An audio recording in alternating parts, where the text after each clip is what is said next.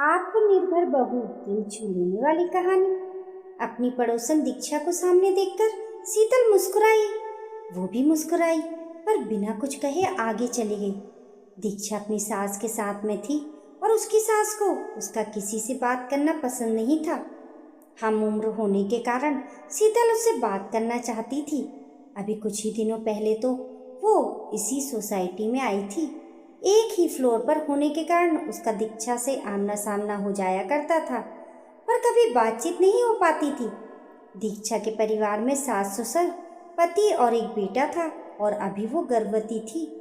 दिखने में काफी पढ़ी लिखी लगती थी पर साधारण सी ही रहती थी। सास की नजरें हमेशा दीक्षा पर ही लगी रहती थी।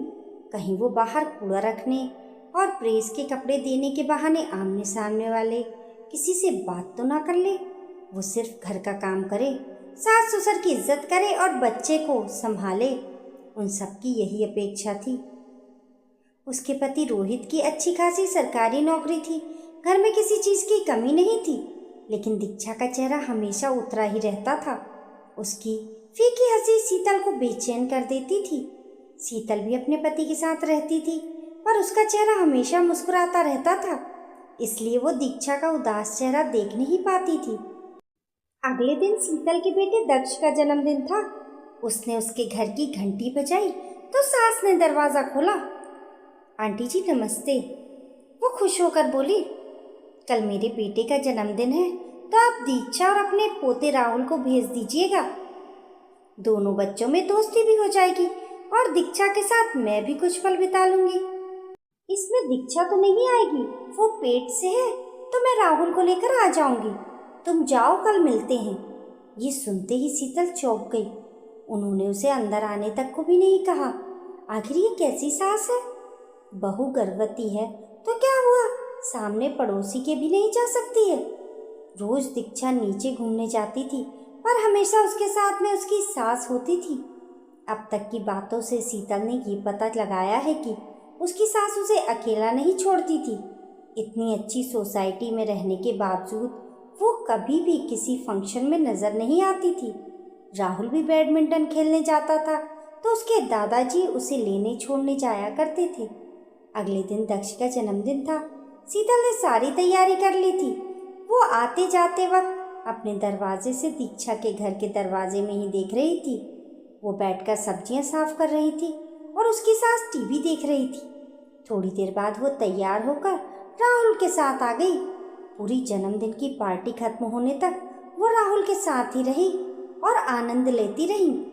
सभी को आश्चर्य हो रहा था कि सब बच्चे अपनी मम्मी के साथ आए थे और राहुल अपनी दादी के साथ आया था। आज राहुल और दक्ष में भी अच्छी दोस्ती हो गई थी। अब दोनों मिलने लगे थे, साथ में नीचे पार्क जाने लगे थे। कुछ महीनों बाद दीक्षा ने एक प्यारी सी बेटी को जन्म दिया। शीतल उसे बधाई देने गई पर कुछ बातें नहीं कर सकी। उसकी सास के चेहरे से लग रहा था कि वो कह रही हो जल्दी से यहाँ से चली जाओ। शीतल घर आ गई। कुछ महीनों बाद अचानक रात को दरवाजे की घंटी बजी। सामने दीक्षा थी।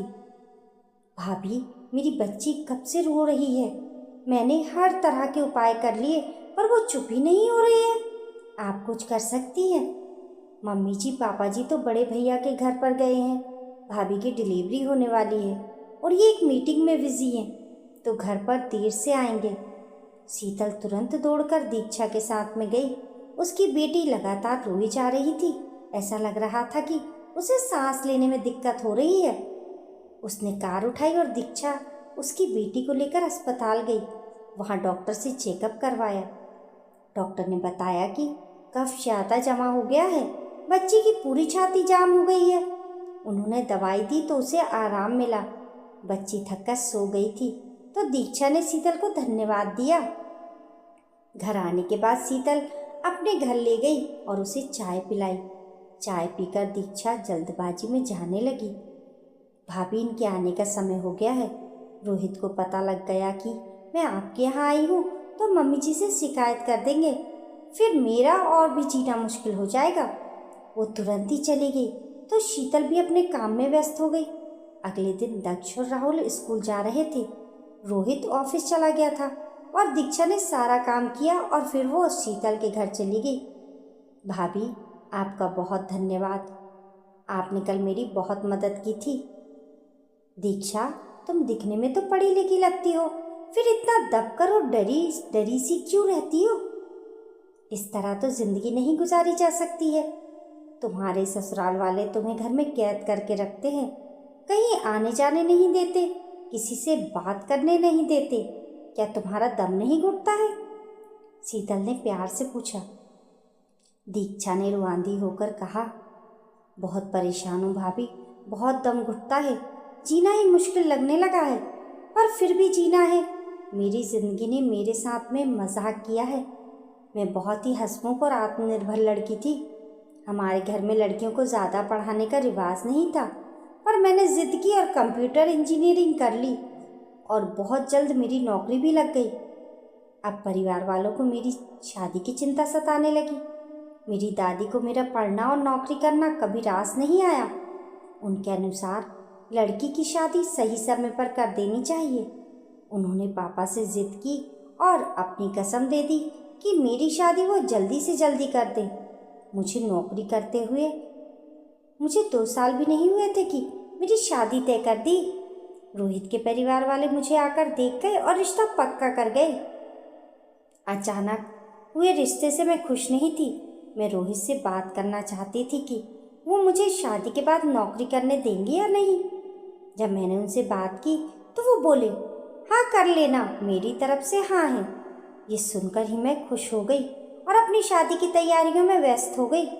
शादी के बाद ससुराल पहुंची, सबने भव्य स्वागत किया, सारी रस्में हो गई, दैनिक दिनचर्या शुरू हो गई। मैंने रोहित से कहा कि कल से मुझे काम पर जाना है, तो आप मम्मी जी के पास मेरे साथ चलिए, मैं उनको भी बता देती हूँ। तुम अकेली ही चली जाओ, वो लापरवाही से बोले और मोबाइल में लग गए। मम्मी जी, मैं कल से नौकरी पर वापस जाऊंगी, तो आपको बताने आई हूँ। ये सुनते ही मम्मी जी गुस्सा हो गई। कौन सी नौकरी? अब तुम्हें कहीं नहीं जाना है, बस ये घर ही संभालना है। अभी नई नवेली दुल्हन हो, कुछ दिनों तक तो घर में रहो, तभी तो घर में जी पड़ेगा। इस नौकरी से कुछ ना होना है। फिर रोहित की इतनी अच्छी सरकारी नौकरी है, तुम्हें पैसे कमाने की ज़रूरत ही क्या है? हमने तुम्हारे घर वालों को पहले ही कह दिया था कि हम बहू से नौकरी नहीं करवाएंगे। उन्होंने तो हामी भी भर दी थी, फिर अब बवाल क्यों मचा रही हो? सीधा रसोई में जाओ और सबके खाने की तैयारी करो। ये सुनकर मेरे पैरों से ज़मीन सरक गई। मेरे वाइके वालों ने मुझसे बिना पूछे ही कैसे हामी भर दी? मेरी सारी पढ़ाई बर्बाद हो गई, करियर चौपट हो गया, फिर राहुल हो गया और अब ये गुड़िया। पिछले 5 सालों में ज़िंदगी ही बदल गई। मेरी सास मुझे कहीं भी अकेले आने जाने नहीं देती हैं, किसी से बात नहीं करने देती हैं, कार चलाने नहीं देती हैं। बस यही कहती है कि एक बार कार की चाबी दे दी तो बहू के पंख लग जाएंगे, वो कहीं भी कार घुमाती फिरेगी। मैं अपनी मर्जी से 1 रुपया भी खर्च नहीं कर सकती। सच है, आज अगर मैं आत्मनिर्भर होती तो ये सब दिन नहीं देखने पड़ते। ये कहते हुए दीक्षा रोने लगी। शीतल ने उसे पानी पिलाया और समझाया, दीक्षा, तुमने बहुत जल्दी हार मान ली। तुम लड़ सकती थी, तुम आत्मनिर्भर बन सकती थी। अपनी पढ़ाई को बर्बाद कर दिया, तुम कमज़ोर पड़ गई थी। अभी भी समय है, संभलो और अपने पति और घर वालों से बात करो। तुम अब भी बहुत कुछ कर सकती हो। जिंदगी में कुछ हासिल करना हो तो उसके लिए मजबूत बनना पड़ता है। तुम्हारे पास मोबाइल तो है, गूगल करो, दोस्तों से बात करो और सबसे पहले अच्छी सी नौकरी तलाश करो। एक बार जब नौकरी लग जाएगी, तुम आत्मनिर्भर बन जाओगी, तो तुम्हें कोई दबा नहीं पाएगा। तुम एक बेहतर जिंदगी जी पाओगी। ये सुनकर वो चौंक गई। मैं अब क्या कर सकती हूँ? 5 साल हो गए हैं, कितना कुछ बदल गया है। दीक्षा, ठान लो तो कुछ भी कर सकती हो। आंटी जी के आने से पहले नौकरी ढूंढना शुरू कर दो, फिर बच्चों को कौन संभालेगा? दीक्षा ने कहा तो शीतल ने समझाया, बच्चों के पास दादा दादी रहेंगे तो संभाल लेंगे, तुम पहले नौकरी तो ढूंढो, जिंदगी फिर से बदल जाएगी। दीक्षा ने काफ़ी कोशिश की, जगह जगह अपना CV भेजा।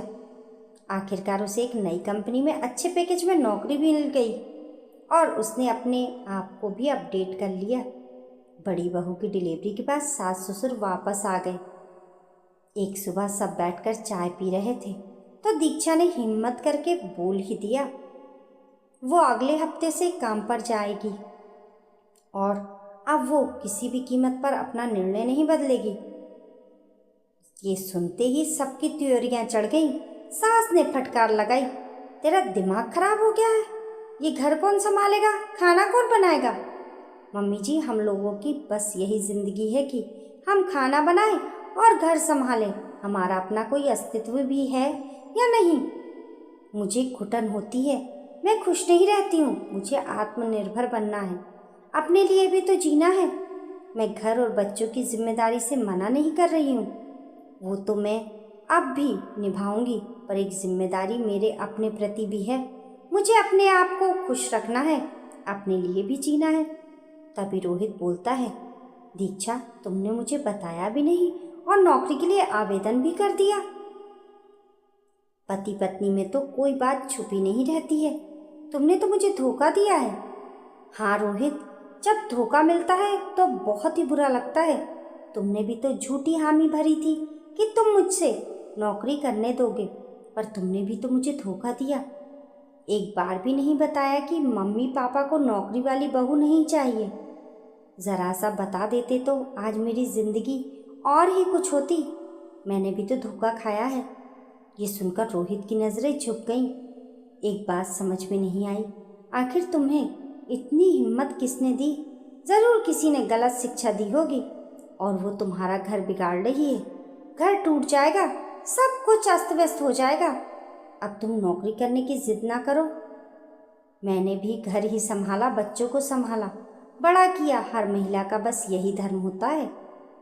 अपने लिए भी जिएगी तो परिवार का कौन करेगा?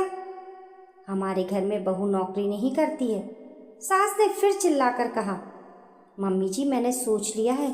झाड़ू पोछे के लिए मेड आती है, कपड़े मशीन में धुल ही जाते हैं और खाना बनाने के लिए भी रख लेंगे। बाकी दोनों बच्चों को आप संभाल लेना। ऑफिस से आने के बाद भी मैं बहू की, पत्नी की और एक माँ की जिम्मेदारी भी संभाल लूँगी। सब कुछ मैनेज हो जाएगा। अच्छा, तो तूने सब कुछ सोच रखा है? खाना बनाने वाली को पैसे कौन देगा? फालतू का खर्चा हो जाएगा। मम्मी जी, मैं पैसे दूंगी। दीक्षा ने अपना पैकेज बताया तो सबके होश उड़ गए। दीक्षा को पहले भी काम का अनुभव था और उसने बहुत अच्छे से ऑनलाइन इंटरव्यू भी दिया था। उसकी प्रतिभा को देखते हुए उसका पैकेज बहुत अच्छा था। इतना पैकेज सुनते ही सब चुप हो गए। अब कोई कुछ नहीं बोला, सबने दीक्षा को मौन स्वीकृति दे दी। अब दीक्षा में अजीब सा उत्साह सा भर गया था और वह पहले से ज़्यादा आत्मविश्वास से भर गई थी।